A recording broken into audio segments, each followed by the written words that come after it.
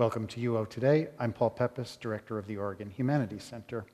Today, I'm with Portland artist Geraldine Ondrizek in the Artist Project space at the Jordan Schnitzer Museum of Art.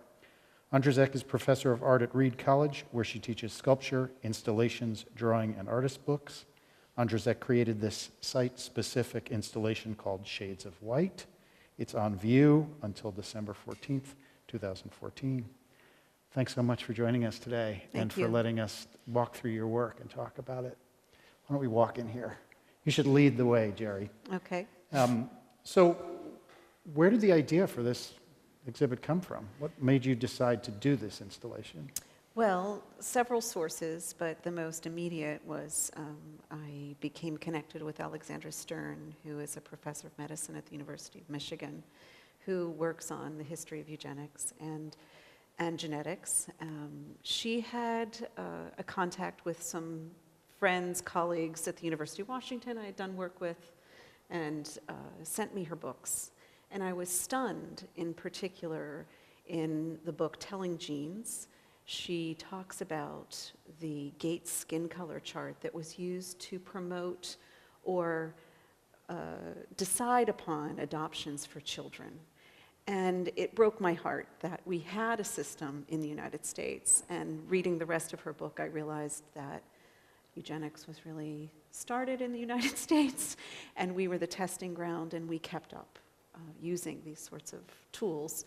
And so this piece is, in a way, in memoriam to all of those children who were left in the adoption agencies.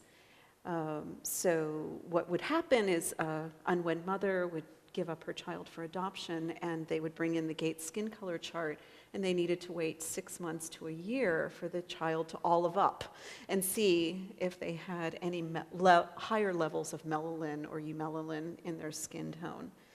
So what it made me investigate was that, in fact, our skin wasn't white, nor was it black, but actually there were various colors in our skin. And so that is a long story for why I began this particular project. So let me take you back. Tell me what eugenics is. That's a good question. Perhaps you know even better than I. The absolute definition, my understanding is that it's the new genes. It's the new, the idea of defining human beings and putting them into categories. So you're trying to figure out the hierarchy, in a sense, of humans and their qualities. So there would be systems in place started by a man named Gallatin, who defined the word eugenics, and he had systems of skin color, of racial types, of stereotypes, of mental ability, disability, physical abilities and disabilities. So only those who had absolute perfect score were really accepted. So this is selective breeding? Selective breeding, and the idea that we didn't want people who had any anomalies physically or mentally, or perhaps even darker skin colors, to continue to breed. It was an idea that we could create a nation in the United States that would be pure. And so this is the 19th and the 20th century? This is the early 19th, the late 19th, the early 20th centuries that is happening here. So in Oregon, starting in 1917, they were using these. It was big on the West Coast, is that right? Yes, in particular, Oregon and California, although certainly parts of the South continued as well. And do you know why that is? What was it about the Pacific Northwest? Is there any, do you have any sense of that? Well, I think that Alexandra would probably be better at answering some of those deeper questions. There was certainly not a lot of racial diversity here. Right. And there were also laws passed in 1917 in Oregon to prohibit those of color owning property. But the Gates skin color chart in particular that I'm looking at, and what her book focuses on in Telling Genes, was used at the University of Michigan and then given to other adoption agencies around the country. So we're just one of the states that was using that in different But So you've alluded a couple of times to the Gates skin color chart. So tell us how you translated the Gates color Yeah. chart in the work here. What did So, from a couple of perspectives. One, I'm a sculptor, I'm living in the 21st century, and the kind of work that I'm making here is definitely commenting on modernism and minimalism. So I'm taking the modernist grid, which is also a Gates skin color chart, a Cartesian ordered system to lay out everybody in a line, which is very much what modern art did, and much minimalism. So what you're seeing are steel boxes that I handmade. They're buffed, and I wanted them to have a kind of satiny feel. And instead of everything being nice and neatly in a row, it's kind of like jazz. And from every perspective, you're seeing a layering of color. And so I'm actually taking that concept of a skin color chart and pushing the fact that we're all, we're shades, we're a spectrum. It's never one solid tone that is our skin, and particularly as we racially mix, we're going to have more layers and more possibilities of pigmentation in our skin. So Yeah. every box has at the back of it a piece of silk. Of silk, and the silk was hand dyed. The dyes were made from various, there's longwood, this is the conchal bug. In India, you get beautiful chartreuse and shades of red. I used that. This is a fruitus wood tree that is in the islands, Barbados mostly. Brazil wood made the purples and blacks. And that was important. It was important to me to use silk. It was important for me to use these various natural dyes because we're getting them from all different parts of the world, and we traded as Westerners, as colonists, with people from all over the world and used their goods and sometimes used them without a lot of giving back. And I found that also interesting. The silk is important because the Silk Road, geneticists look at the Silk Road as the road that changed us genetically, and then steel being a material that's the Industrial Revolution. So the materiality here is important as well as the form. So we're here among the pieces. It's like a grid or a maze you can walk through, and as you walk through, obviously these are silks, so you can see through them. Yeah. So you want to say something about that experience for the viewer of walking amongst the pieces and being able to look through the colored silk? Yeah, so it's kind of having different lenses on. And it's, symbolic, metaphoric for having a different vision. I also wanted people to be able to go behind it and have their skin tone change because they're behind red. And also to be able to see through it. So right now I'm seeing through blue to yellow, and I'm getting a kind of shade of brown there. Or in this corner of this box here, sorry, I'm going so fast, you're getting a kind of reddish pink tone because of the reflection. So I experimented a lot with layering the boxes up in my studio. The piece took 2 years to make, so it wasn't very quick. And the depth, so that the light would come through and you'd be able to have some reflection and ways to see many layers at once. And perhaps color mixing that goes on. And the variable height that they're hung at? Different heights of people. Different heights of people. And, I was really playing with what happens with different heights and depths and layers. This is one way to do this. There's lots of ways. I mean, it was kind of like chance operations. I wanted to just throw them all up in the air and see where they landed, but I couldn't do that. So I did some arranging, but I really wanted them to, if I could do this again and again, or maybe even change it daily, that would be kind of interesting to me. Yeah. So tell us about the title of the show, Shades of White. Yeah, so thinking about racial categorization and the goal of the eugenicists, of Gallatin, of Gates, was white. And so in the book Telling Genes, the substantial part of that book is about the adoptions Mm-hmm. and about how close to white these children were. Did they rate a 7, 8, 9, right?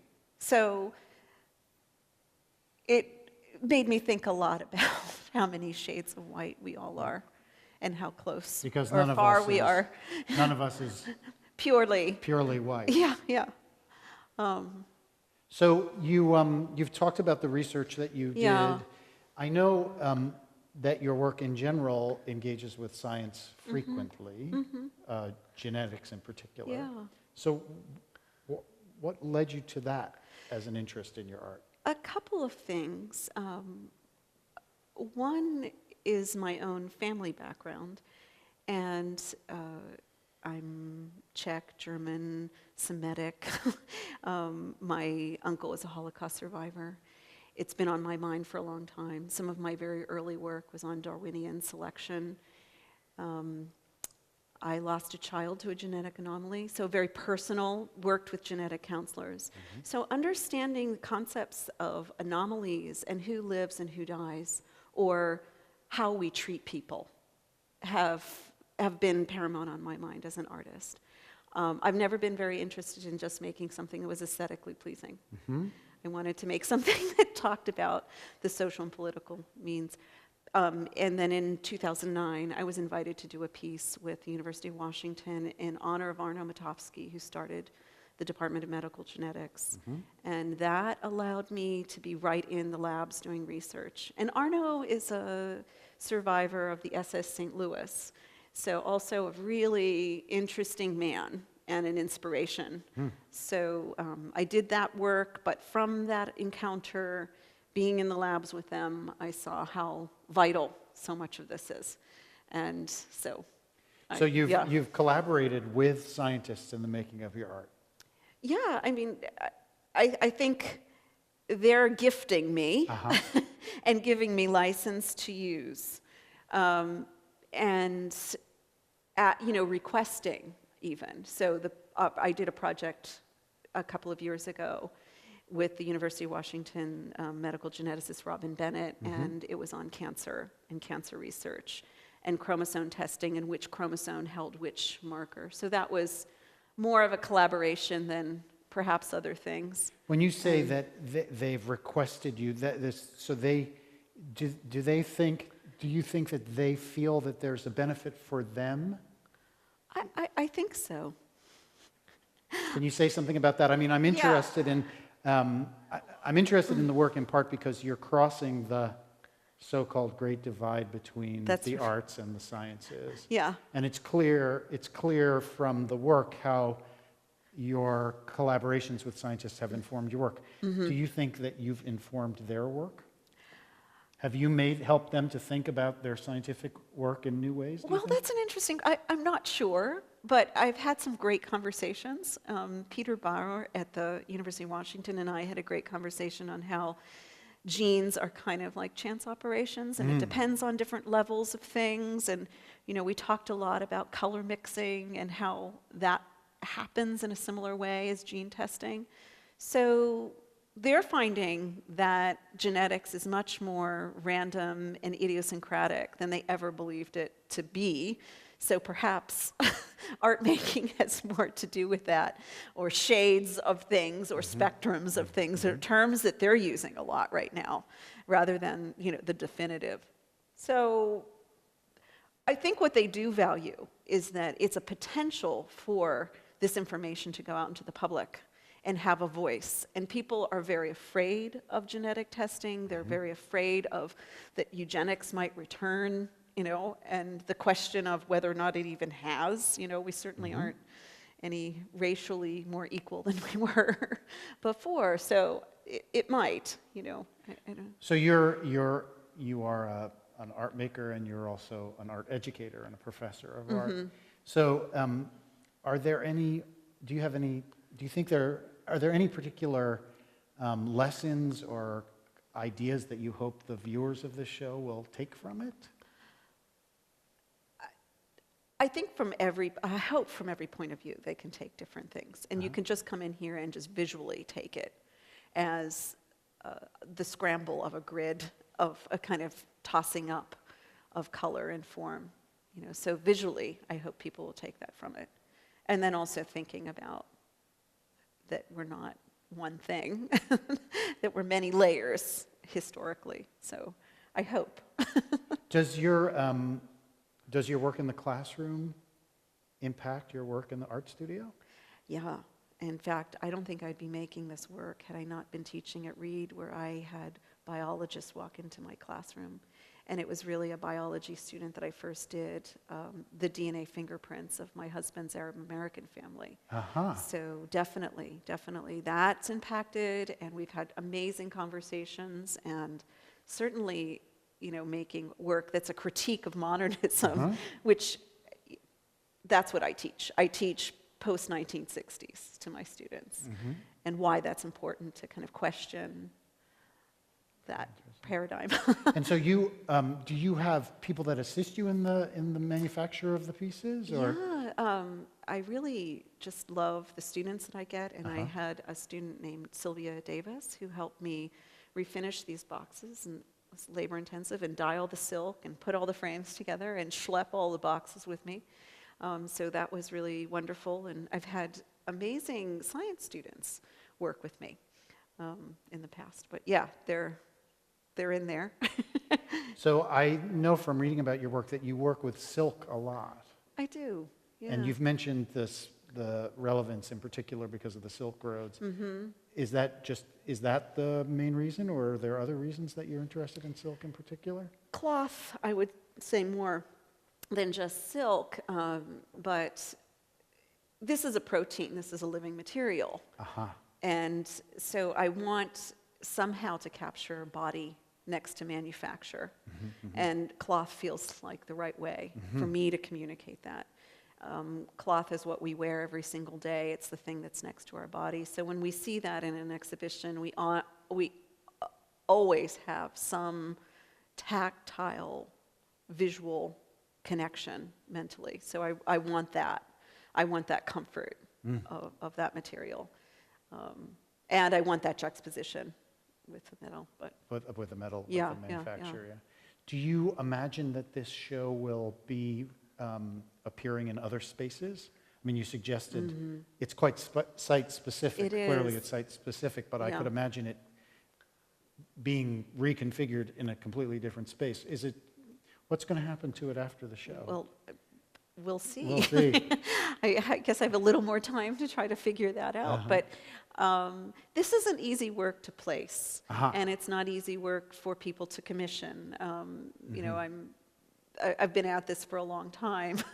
It's slow art, and not every venue wants to have a political piece. I'm hoping there's some place. I would love it to go to perhaps another location in Oregon, but certainly California, and I'd love to have the dialogue there, because it's, you know, another place that a lot of segregation has gone on. Well, I mean, I think one of the things that's most fascinating to me about the work is that it is political, as you say, clearly political, dealing with very serious issues of history. Yeah. But it also is strikingly aesthetic as well, and physical. And your point about the body is fascinating. It's really a bodily experience to be amongst the work. Is that combination of bodily, aesthetic, and political, is that crucial for you in all your work? Yeah, and it's what I teach. I teach phenomenology of perception, and we talk a lot about the idea that every space has a meaning, no matter what we're saying about it. And if it could go, you know, certainly I designed it for this rectangular little sugar cube space, right? But I would love to reconfigure it. I think it could do something different in lots of spaces for people to walk through. But yeah, it's important that if I did show it in another space, I'd have some time to look at it and figure out how it would be configured. When you are working, do you work on one project at a time, or do you work on multiple projects at the same time? There's always multiple ideas, but I teach full-time, so doing this in the last year was enough. as a big project. But there's lots of things brewing in my studio, and I really like having book projects going, artist books that I'm making that are spin-offs. So I'm actually just made a model for a book that would be on this project, and it would have the historical information in it, a bit more than the flyer that's with the gallery guide here. So I could distribute that and get more people to understand and read about it, right? So that's been an interest of mine right now. You mentioned the gallery guide, and one of the parts of the gallery guide is on one page are genetic maps of melanin and It's so the chemical. the chemical configuration. So would you say something about why you wanted? I mean, in the gallery, this is displayed. Right. This map or this chart is displayed on the wall. Why is that something you wanted people to see? Yeah, so we think about our skin color as one tone, but it's multiple, and it's made from chemicals in our bodies. Melanin levels are made from different actual red, yellow, and blue chemical reactions that are in our skin. So the chemistry of it, I wanted to give it a concrete form, and it wasn't just an abstract thing that I was making up. And I'm pointing out in that gallery guide that Van Lushen went around the world and took skin color tests and made a skin color chart that Gates then uses. And in nowhere in any of the eugenics literature do you ever see any real chemical facts about what our skin color is made from. They didn't completely know in 1860 when Van Lushen was. So I really wanted to have that evidence in there. And in the little blurb in the flyer, it's a piece of publication out of Japan talking about melanin levels in animals, birds, humans, right? So some birds have a lot of blue phenomelanin. So I thought that was also interesting, making us chemically connected to the rest of the natural world, animal world. Yeah, so that was partly. Well, it's interesting because it's like a modernist grid almost. Yeah. This thing. Yeah.